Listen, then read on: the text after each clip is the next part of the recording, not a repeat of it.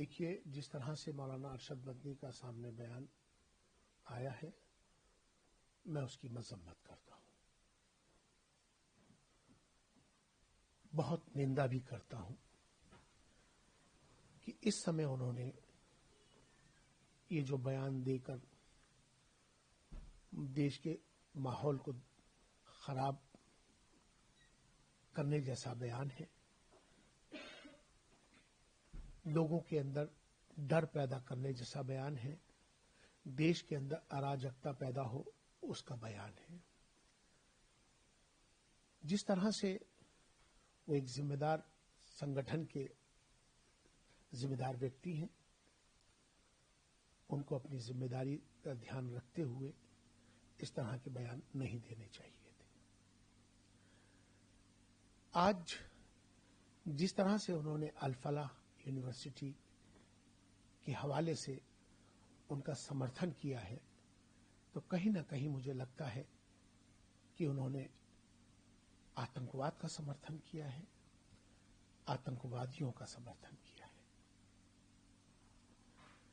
जांच एजेंसियां अपना काम कर रही हैं और ये बात सबको मालूम है कि जिस तरह से लाल किले पर ये जो ब्लास्ट हुआ, वो जो ब्लास्ट था, जो हमला था, वो भारत पर नहीं, भारत की आत्मा पर हमला था। देश के माहौल को खराब करने की साजिश थी। और जिस तरह से तीन बड़े उसी अल फलाह यूनिवर्सिटी के तीन जो लोग पकड़े गए हैं, वो उस अल फलाह यूनिवर्सिटी के ही लोग हैं। जांच एजेंसियां अपना काम कर रही हैं, उन्हें काम करते रहना चाहिए, लेकिन देश की सुरक्षा का विषय है ये। मौलाना को इस बात का ध्यान रखना चाहिए था कि जब बम ब्लास्ट हुआ था तो उन्हें आतंकवाद के विरोध में अपना बयान देना चाहिए था। उनकी जो जमीयत उलमा हिंद है, उसको आतंकवाद के विरोध में प्रदर्शन करना चाहिए था। आज जिस तरह से उन्होंने यह बयान दिया है, मुझे लगता है कि मेरी उनसे गुजारिश भी है कि अपने इस बयान के लिए दोबारा से प्रेस कॉन्फ्रेंस करें और अपने बयान जो उन्होंने दिया है उसको सही बयान जो लोगों तक पहुंचाएं, और जिससे कि इस बयान से एक डर का माहौल मुसलमानों के अंदर, एक डर, खौफ, अराजकता का माहौल बना है। तो मुझे लगता है कि जिस तरह से उन्होंने इंग्लैंड का, अमेरिका का हवाला दिया है, तो मुझे लगता है कि उन्हें भारत के मुसलमानों की तुलना उनसे नहीं करनी चाहिए थी। आज जिस तरह से देश के प्रधानमंत्री नरेंद्र मोदी जी की खास तौर पे जब से सरकार आई है, सबसे ज्यादा सिविल सर्विसेज के अंदर मुसलमान आए।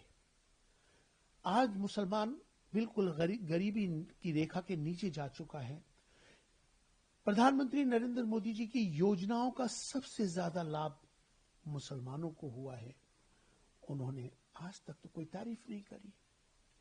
उन्होंने आज तक तो कोई ऐसा बयान नहीं दिया कि नरेंद्र मोदी जी मुसलमानों के हक में भी और पूरे देश के हित में काम करते हैं।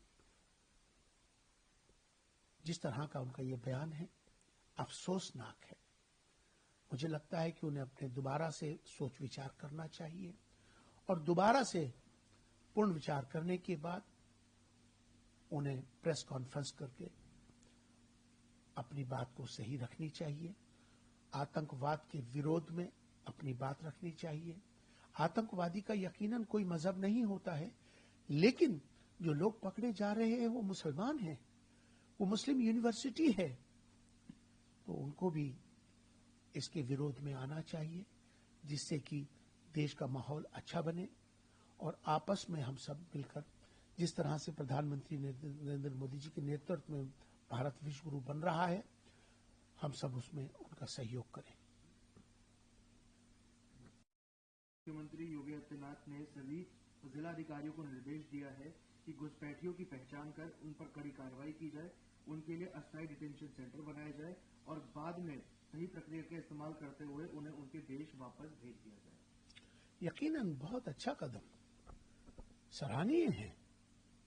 वो चीफ मिनिस्टर हैं देश उत्तर प्रदेश के, भारत सरकार का कानून है कि कोई भी गैर कानूनी भारत के अंदर दाखिल होता है या रहता है या कोई गलत कार्य करता है, उसके खिलाफ भारत सरकार का कानून है।